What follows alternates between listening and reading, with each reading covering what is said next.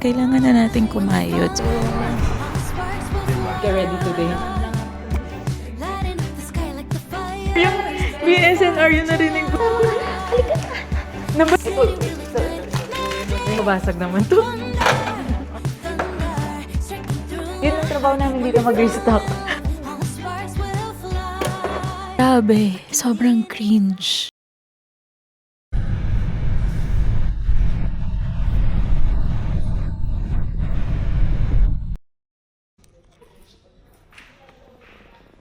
Tapos ngayon magbubuk na ako ng taxi kasi aalis na tayo. Ano na siya? Let's go! How are you?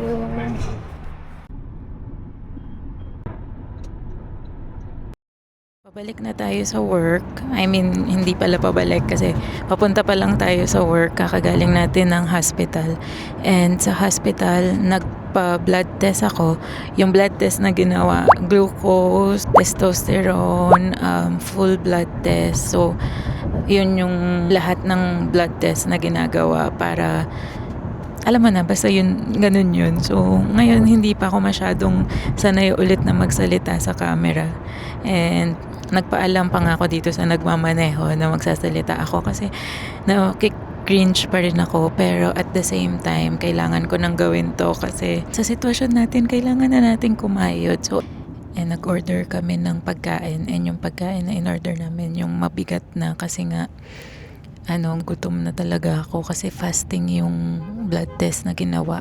So, ayan, samahan niyo ako and hopefully na matapos tong video na to para may mapanood naman kayo, di ba? Today. Hindi ka ready today? Tamad lang ako today. Di ba? Lunch. Hindi ko to masama eh.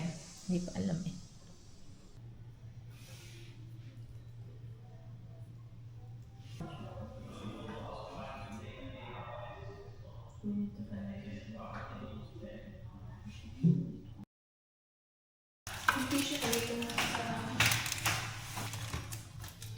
Teka, bilangin ko muna pala bago Bago ko i-mix.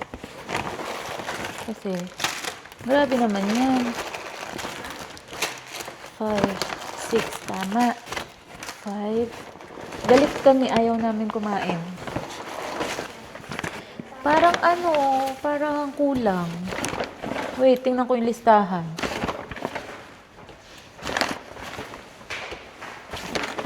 Ito yung gusto kong Kaya nga eh.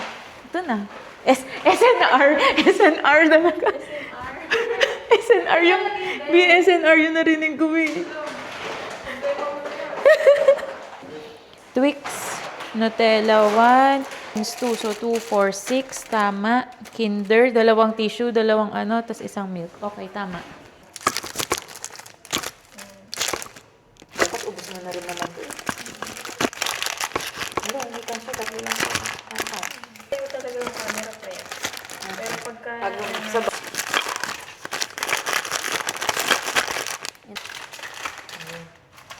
mga baba. Mamadali. Sobra sa bag ko Oo. Ito na nga eh. Kuha ka na nga M&M's. Iuwi ko yan. Ito. Iuwi mo na yan. Ilagay ko na lang dito. Favorite box.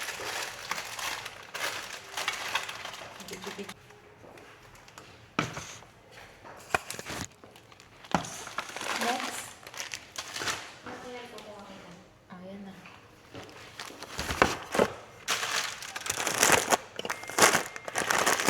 Yan. Pag ito naman wala pa ako na-upload dito. Kung kailan binibidyohan eh, dun Si May ka lang makakaubos nito. Hindi nga ako nakain. Uy! Oh. Okay, natago pa sila dyan. Okay? Okay? Halika na dito sa tak tayo.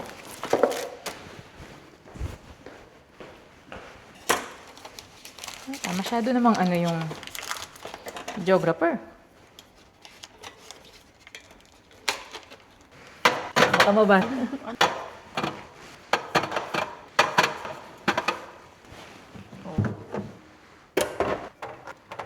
Oh, taray. Okay na. Oh, di ba? Grabe na kami dito. Ayan na, tapos na. Yun ang trabaho namin dito, mag-restock. Ay, nasama ka. Halika na. Nabalik. Today, nag-try akong mag-vlog ulit and grabe, sobrang cringe. Ito na yung kwento why I have been MIA for quite some time. If you are a loyal subscriber, alam nyo naman na yung last video na na-upload ko is 2 months ago and ito pa yung first video ko for 2026 and makikita nyo naman na dun sa video na yon parang sapilitang video pa yon. Kailangan ko lang talagang mag-upload.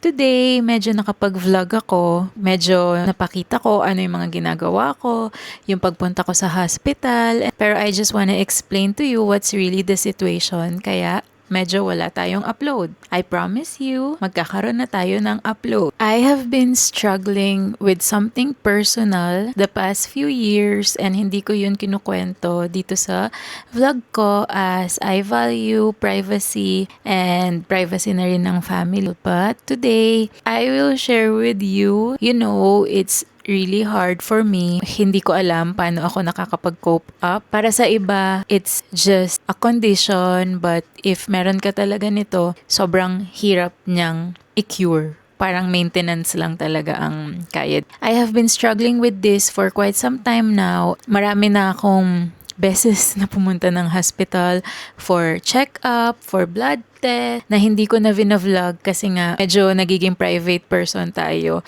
Nung nagka-family na ako, ayun, medyo naglaylo tayo. Pero ngayon, babalik ulit tayo kasi namimiss ko na yung sarili ko na ganito.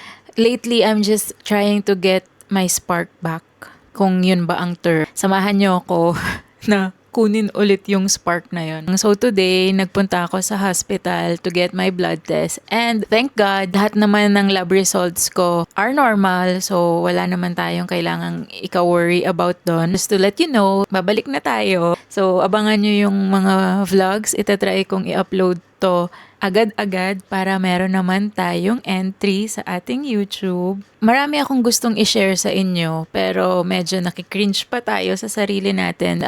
Kinikip ko muna lahat ng video ideas ko pero abangan nyo ang new series. Kung kilala nyo ako sa totoong buhay, magaling talaga akong mangbudol. Hindi ako binabayaran ng mga brands pero magaling akong mangbudol. Kaya isipan kong i-share na lang sa inyo para makatulong. That's it. So see you on my next vlog. Bye!